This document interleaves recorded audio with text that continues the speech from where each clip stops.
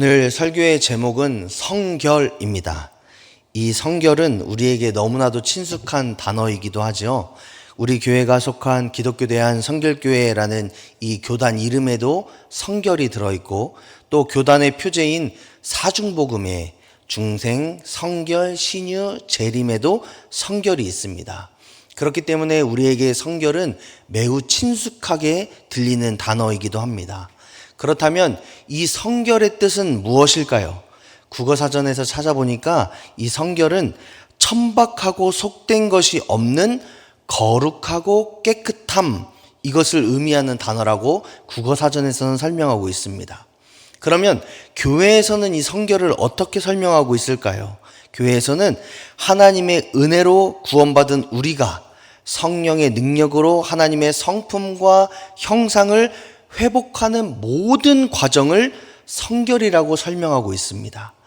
그렇기 때문에 이 성결은 반드시 기독교인이라면, 그리스도인이라면, 더욱이 하나님을 믿는 우리라면 반드시 걸어가야 되는 삶의 과정이 바로 성결입니다.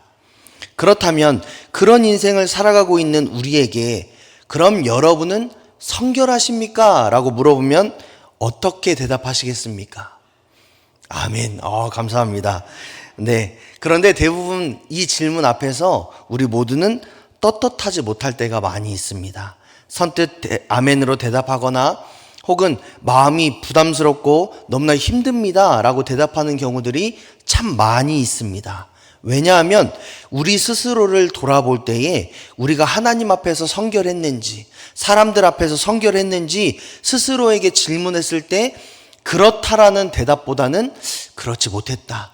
내가 성결해야 되는데, 내가 이런 부분들이 부족했네, 어려웠네, 이렇게 대답하는 경우들이 많이 있기 때문에 여러분 성결하십니까? 라는 이 질문 앞에서 우리는 부정적인 대답을 할 때가 더 많이 있다라는 거죠. 또 이렇게 주저하는 모습들이 하나님 보시기에 너무나도 부끄럽고 초라하다는 생각이 우리에게 들어갈 때가 많이 있습니다. 그래서 교회를 다니고 믿음 생활을 한다고 말하면서도 이 성결에 대해서 말할 때에는 움츠려들거나 이 말하기가 꺼려지는 것이 사실이기도 합니다. 그렇다면 여러분은 이 말하기 꺼려지고 부담스러운 성결 혹은 성결한 삶에 대해서 어떻게 생각하고 계십니까? 성결한 삶은 어떤 모습이고 어떻게 살아가는 것이 성결이라고 여러분은 정의하고 계십니까? 사람들에게 이 성결에 대해서 말해달라고 하면 대부분 눈물 콧물 흘리면서 죄를 회개하고 기도하고 그래서 목이 쉰 모습을 말할 때가 있습니다. 또 말할 때마다 기품이 넘치고 행동 하나하나마다 예수님의 모습이 보여지는 은혜롭고 차분한 모습을 설명하기도 합니다. 또 주변 사람들에게 언제나 환영받고 칭찬받는 소리가 넘쳐남으로 인해서 모든 사람들에게 사랑과 존경을 받는 그런 모습이 성결이라고 우리가 정의 내릴 때가 있습니다. 그래서 이런 막연한 모습, 막연한 이미지의 성결이 아니라 본문에서는 이 성결을 어떻게 말하고 있는지, 또 이 성결한 모습을 담고자 하는 우리는 어떻게 살아가는 것이 맞는지를 함께 말씀을 통해서 묵상하고 믿음의 결단을 나누는 그런 시간을 갖고자 하는데요. 오늘 본문을 보면 이 성결에 대해서 두 가지로 이야기하고 있습니다. 먼저 11절의 말씀을 보니까 성결은 기다림이다 라고 표현하고 있습니다. 우리 11절의 말씀 다 같이 한번 읽어보겠습니다. 19장 11절입니다. 시작. 준비하게 하여 셋째 날을 기다리게 하라. 이는 셋째 날에 나 여호와가 온 백성의 목전에서 신의 산에 강림할 것이니. 아멘. 우리가 하나님을 믿는 그리스도인이라고 말할 때, 그리고 성결에 대해서 말할 때 먼저 짚고 넘어가야 될 것이 한 가지가 있는데 그것은 중생을 경험했는가입니다. 우리가 교단의 사중복음을 말할 때에도 우리 성결교회이기 때문에 성결, 중생, 신유, 재림 이렇게 말하지 않고 중생, 성결, 신유, 재림을 이야기합니다. 그 이유가 무엇이냐라고 했을 때 다양한 이유들이 있겠지만 이 성결함을 얻기 위해서는 먼저 중생을 경험해야 되기 때문에 그렇습니다. 그러면 이 중생을 경험했다라는 말은 무엇입니까? 죄로 인해서 영원히 죽을 수밖에 없는 우리가 예수님을 믿음으로 말미암아 죄사함의 은혜를 경험하고 하나님의 자녀가 되어 구원의 은혜 가운데에 하나님께서 주시는 참 평안과 기쁨을 누리는 게 바로 중생입니다. 그리고 그 중생을 경험한 사람만이 성결로 나아갈 수 있는 것이죠. 따라서 이 중생, 즉 하나님께서 구원을 선물로 허락하심으로 말미암아 하나님의 자녀가 되는 놀라운 권세를 누리고 있다라는 것이 우리에게 전제가 돼야지만이 우리가 성결함으로 나아갈 수 있다라는 겁니다.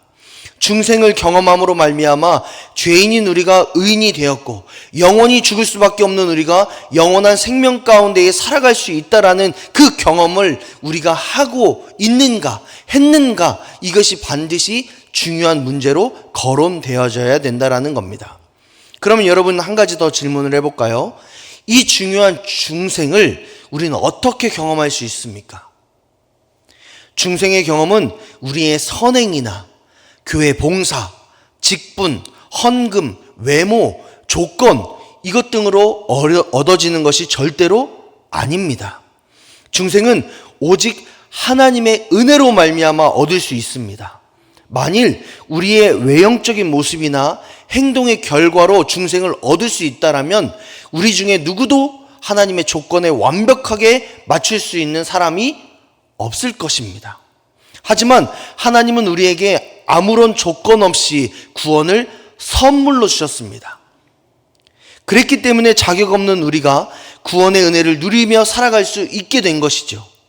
그렇기 때문에 중생의 경험은 전적인 하나님의 영역이고 우리는 하나님께서 허락하실 때에 구원의 은혜를 얻을 수 있습니다. 또 하나님께서 우리에게 구원의 은혜를 언제 주실지 사모하며 그때를 이르기를 소망하며 기도하며 기다려야 되는 것이 우리들의 역할이기도 하지요. 그런데 본문은 이 중생을 위한 기다림, 그리고 또 성결로 나아가고자 하는 그 중생에 대한 기다림 앞에 한 가지를 추가할 것을 우리에게 제안하고 있습니다. 10절과 11절의 말씀을 다시 한번 보면, 여호와께서 모세에게 이르시되 너는 백성에게로 가서 오늘과 내일 그들을 성결하게 하며 그들에게 옷을 빨게 하고 라고 말씀하고 있습니다. 그리고 하나님께서 예비하신 셋째 날을 기다리라고 말씀하고 있죠. 중생의 경험은 아무런 조건 없는 하나님의 선물이자 은혜이기 때문에 하나님의 영역이고 주체이신 하나님께서 허락하실 때에 우리가 비로소 받을 수 있다라고 이미 서두에 말씀드렸는데, 오늘 본문의 말씀을 보니까 이 성결하기 위해서 백성이 의복을 빨아야 한다라고 하나님은 말씀하고 있다라는 겁니다. 예부터 이스라엘 백성들에게 의복을 빤다라는 것은 단순히 옷을 깨끗하게 세탁하는 의미보다는 옷을 빠는 그 과정 속에서 자신의 마음과 삶을 정결하게 정돈한다라는 의미를 갖고 있습니다. 또한 내 삶의, 내 마음의 주인의 자리에 하나님을 모시겠다라는 결단을 하는 행위가 옷을 빤다라는 의미입니다.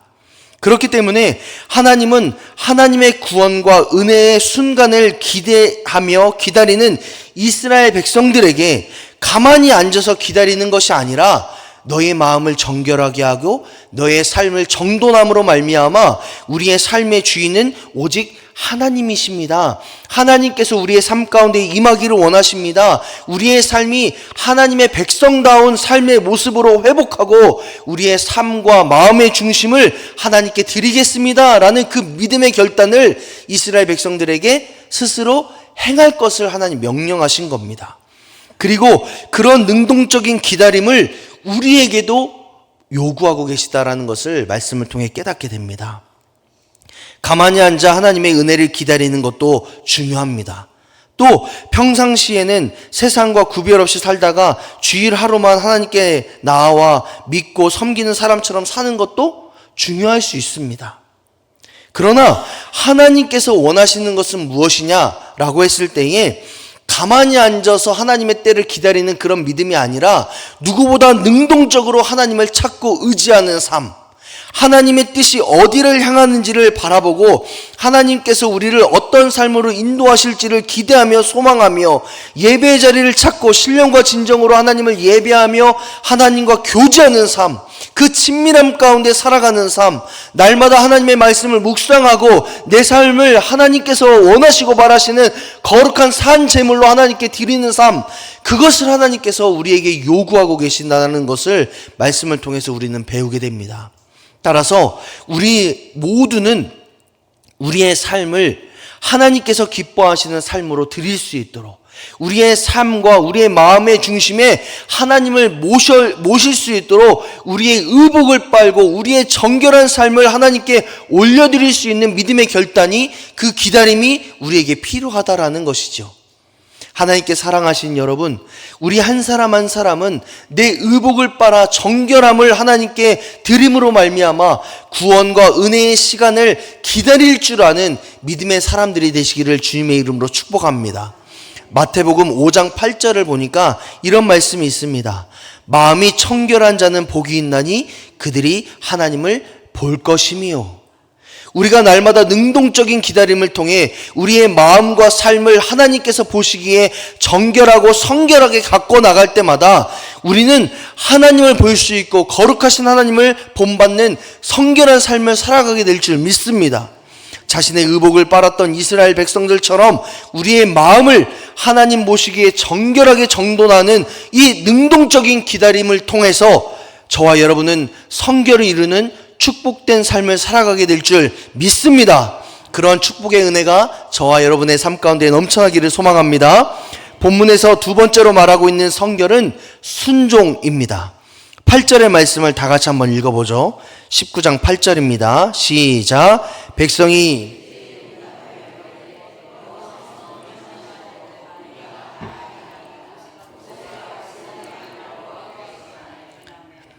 여기 말씀에 이렇게 말씀하고 있습니다. 백성이 일제히 응답하여 이르되 여호와께서 명령하신 대로 우리가 다 행하리이다. 모세가 하나님의 말씀을 이스라엘 백성들에게 선포할 때에 모든 백성은 하나님의 말씀대로, 하나님이 명령하신 대로 행하겠다라고 결단하고 있음을 우리가 8절의 말씀을 통해서 볼 수 있습니다. 즉 이스라엘 백성은 언제든지 하나님의 말씀에 순종하는 자세를 가지고 하나님의 때를 기다리겠다, 그리고 응답하겠다라는 그 순종의 결단을 하나님께 올려드리고 있다라는 것이죠. 그리고 행함이 있는 이 순종을 통해 성결한 삶이 무엇인지를 우리에게 깨닫게 하고 있다라는 것을 볼 수 있습니다. 그런데 여기에서 주목해야 될 부분이 한 부분 더 있습니다. 어디냐면 8절을 다시 한번 보면 이스라엘 백성이 일제히 응답했다라고 말씀하고 있습니다. 이 일제히는 동일한 마음이다라고 해석을 할 수 있습니다. 즉 하나님의 말씀에 순종하겠다라고 결단하고 응답할 때에 모든 이스라엘 백성들이 동일한 마음으로 하나님께 나아갔다라는 거죠. 이스라엘 백성은 하나님의 말씀이 있을 때까지 가만히 기다리며 하나님께서 모세를 통해 시키시는 일만 따르겠다라고 결단한 것이 아니라 어떻게 하면 하나님이 원하시는 그리고 기뻐하시는 삶을 살아갈 수 있을지를 모든 백성이 일제히 동일한 마음으로 고민했다라는 겁니다. 또한 그렇게 살고자 순종의 태도를 내 삶 가운데에, 내 마음 가운데에, 모든 공동체의 인생 가운데에 그렇게 하겠다라고 결단함으로 그들의 삶의 방향을 바꾸었다는 것이죠.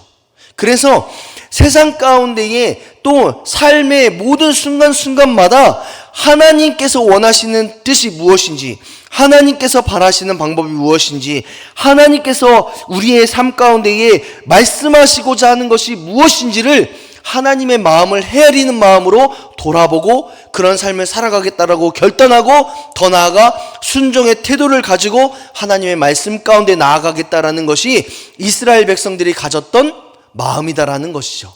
그리고 그것을 우리는 성결한 마음이다라고 생각을 할 수 있다라는 겁니다. 우리가 성결을 어렵게 생각하면 어렵지만 성결을 쉽게 생각하면 하나님께서 우리의 삶 가운데에 원하시는 것이 무엇인지를 늘 고민하고 그렇게 행동하는 것이 성결입니다. 그리고 그런 성결을 위해서 우리가 하나님의 뜻이, 하나님의 방법이 무엇인지를 알기 위해 말씀을 읽는 것이고, 기도하는 것이고, 예배 가운데 하나님의 뜻을 깨닫는 것이죠. 그러니까 우리의 삶 가운데에 이 성결에 대해서 생각하실 때에 어려운 개념이 아니라 쉬운 개념으로 모든 삶에 적용하셨으면 좋겠습니다. 그래서 나의 말 한마디가, 나의 행동 하나가 하나님 기뻐하실까? 하나님 원하실까? 하나님 바라실까? 이런 생각들이 우리의 삶 가운데에 늘 있기를 원합니다. 그래서 우리의 말을 점검하시고, 우리의 행동을 점검하시고, 우리의 삶의 태도를 점검할 때에 하나님 기뻐하시는 삶의 모습으로 나아갈 수 있을 것이다 믿어집니다. 이런 능동적인 삶의 결단을 이야기할 때에 가장 좋은 예가 하나 있는데, 그것은 회개입니다. 여러분, 회개에 대해서 많은 신앙인들은 내 마음을 억누르는 무거운 죄나 감정 등을 하나님께 고백하고 용서를 구하는 거라고 말합니다. 물론 이것도 회개의 일부분입니다. 그런데 진정한 회개는 여기에서 끝이 아니죠. 진정한 회개는 뭐냐면, 하나님께 우리의 죄를 고백하고 용서받았다면 다시는 그 죄에 다가가지 않는 것, 죄의 길에 서지 않는 것, 다시는 죄를 짓지 않기 위해서 애쓰고 수고하는 것이 진정한 회개입니다. 하나님께 모든 삶의 방향을 돌이키는 것이 진정한 회개입니다. 그렇기 때문에 이 진정한 회개를 우리의 삶 가운데 이루는 것이 굉장히 중요하죠. 그런데 많은 신앙인들이 내가 회개했으니까, 하나님께 죄를 고백했으니까 이제 죄 짓지 않게 하는 것은 하나님의 욕심입니다. 그렇기 때문에 내가 죄 지으면 하나님께도 책임 있는 겁니다. 이렇게 착각하는 경우들이 많이 있습니다. 물론 하나님께서 역사하시고 우리의 삶 가운데에 강력하게 함께 하시면 죄와 사망의 권세에서 우리가 자유할 수 있겠죠. 그런데 하나님은 하나님의 역사와 우리의 결단을 통해서 일하시는 것을 굉장히 즐거워하시는 분입니다. 그 말은 뭐냐면, 하나님의 역사가 우리의 삶 가운데, 하나님의 임재와 하나님의 역사와 섭리가 우리의 삶 가운데 늘 함께 있는데, 그 모든 삶 가운데에 하나님을 믿는 하나님의 자녀된 우리가 하나님의 뜻 가운데 살겠습니다. 하나님의 말씀에 순종하겠습니다. 하나님께서 원하시는 삶으로 내 인생을 결단하겠습니다 라고 말하는 그 결단을 하나님이 기뻐하신다라는 거죠. 그리고 우리의 결단과 하나님의 함께하심이 함께했을 때에 비로소 하나님의 놀라운 역사가 우리의 삶 가운데에 이루어진다라는 겁니다. 우리는 가만히 있고 하나님 역사해 주세요. 우리는 가만히 있지만 하나님 인도해 주세요. 우리는 가만히 있지만 하나님 기적 베풀어 주세요. 이렇게 역사하시는 분이 절대로 아니다라는 겁니다. 따라서 하나님의 자녀인 우리는 세상이 아니라 하나님께 우리의 시선을 바라보고 우리의 모든 삶의 영역을 하나님께 신뢰함으로 맞춰드리면서 하나님께서 기뻐하시는 삶이 무엇인지를 결단함으로 나아가야 된다라는 겁니다. 따라서 우리가 죄를 고백하고 용서함을 받았다라면 다시는 그 죄를 짓지 않기 위해서 우리의 삶의 결단과 노력이 반드시 필요하다라는 거죠. 그리고 그 결단과 노력이 이루어질 수 있도록 하나님의 능력과 인도하심을 구하는 기도가 또한 반드시 필요합니다. 우리의 결단과 기도가 또 하나님의 능력과 인도하심이 합해졌을 때에 우리는 진정한 회개를 실천할 수 있고 하나님 앞에 성결한 존재로 세워질 수 있다라는 겁니다. 그래야지만 진정한 회개가 완성될 수 있다라는 거죠. 그런데 이런 진정한 회개뿐만 아니라 우리의 삶의 영역, 신앙의 모든 영역이 이와 같이 동일하게 적용된다라는 겁니다. 하나님은 우리가 하나님께서 기뻐하시는 삶의 모습과 태도가 무엇인지를 고민하기를 원하시고 또 하나님의 뜻을 분별하기 위해 기도하기를 원하시고 더 나아가 하나님의 마음을 깨달아 알아감으로 말미암아 하나님의 힘과 능력을 구하며 하나님의 사람답게 우리의 삶을 갖고 나가기를 반드시 하나님이 원하신다라는 겁니다. 그리고 그런 인생을, 그런 삶을 갖고 나갈 때에 하나님의 능력을 구할 때 하나님이 능력도 함께 하시고 힘으로 함께 하시고 우리의 삶을 축복하신다라는 거죠. 우리는 가만히 있고 하나님의 역사만을 기대하는 것, 그거는 옳지 않습니다. 하나님은 우리가 하나님께서 기뻐하시는 능동적인 삶의 태도와 결단으로 순종의 삶을 살아갈 때에 하나님은 비로소 우리의 삶 가운데에 하나님 역사하실 줄 믿습니다. 우리의 삶을 하나님의 성품을 회복하는 성결의 은혜로 이끌어 가실 줄 믿습니다. 그래서 우리가 하나님 기뻐하시는 성결을 완성해 나가는 그 성화의 길을, 성화의 삶을 살아가는 그런 축복된 삶이 저와 여러분의 삶이 되시기를 간절히 원하는 게 하나님 아버지의 마음입니다.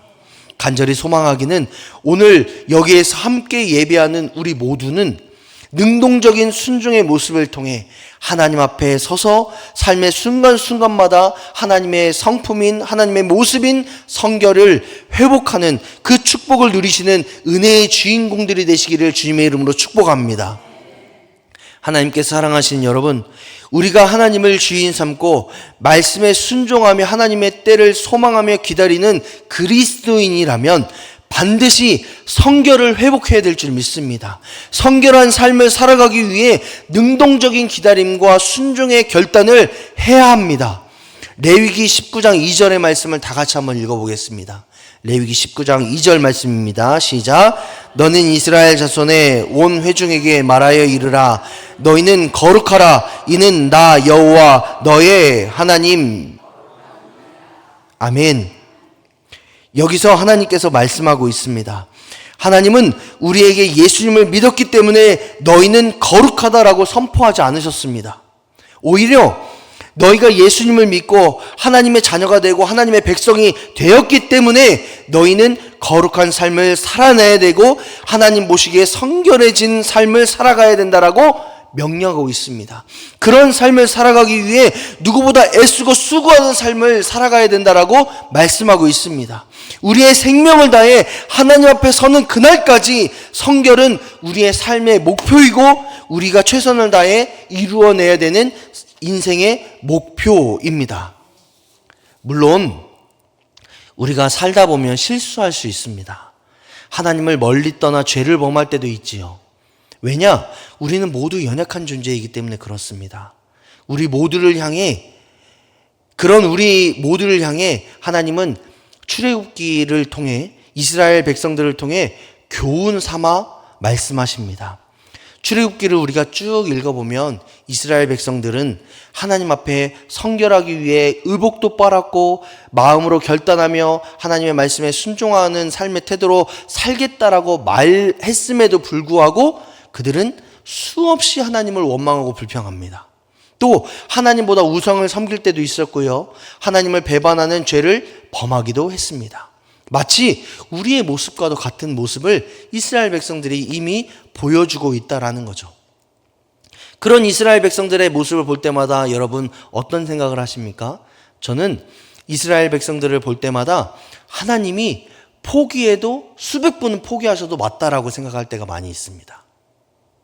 그런데 그런 우리의 마음과 다르게 하나님은 하나님을 배반하고 우상을 섬기고 원망과 불평했던 이스라엘 백성일지라도 포기하지 않으시고 그들을 하나님의 백성답게 하나님의 자녀답게 세우시기 위해 끊임없이 말씀하시고 기다리시고 용서하셨다라는 것을 우리가 출애굽기 말씀을 통해서 볼 수 있습니다.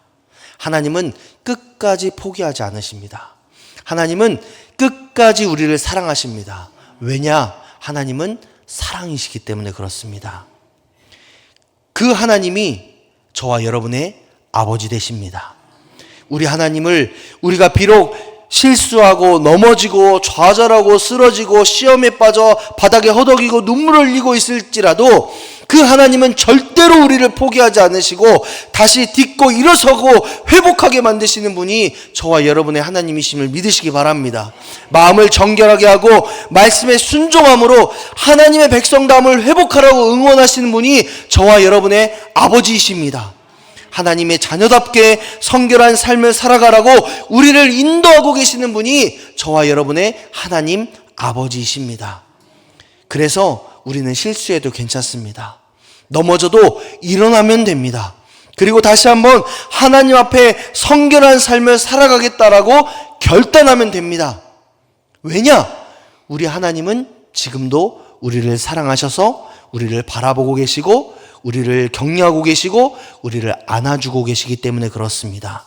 날마다 그 하나님을 바라보시고 하나님이 원하시는 성결한 삶을 위해 기도하시는 저와 여러분이 되시기를 축복합니다. 우리가 하나님을 신뢰하고 성결한 삶을 위해 우리의 모든 시선을 하나님께 맞춰드리고 우리의 삶을 가꿔나갈 때에 하나님은 반드시 우리를 성결한 그리스도인으로 하나님의 백성다운 삶으로 세워나가실 줄 믿습니다. 그 하나님의 은혜가 저와 여러분의 삶 가운데에 우리의 가정 위에 우리의 교회 위에 날마다 넘쳐나시기를 주님의 이름으로 축복합니다.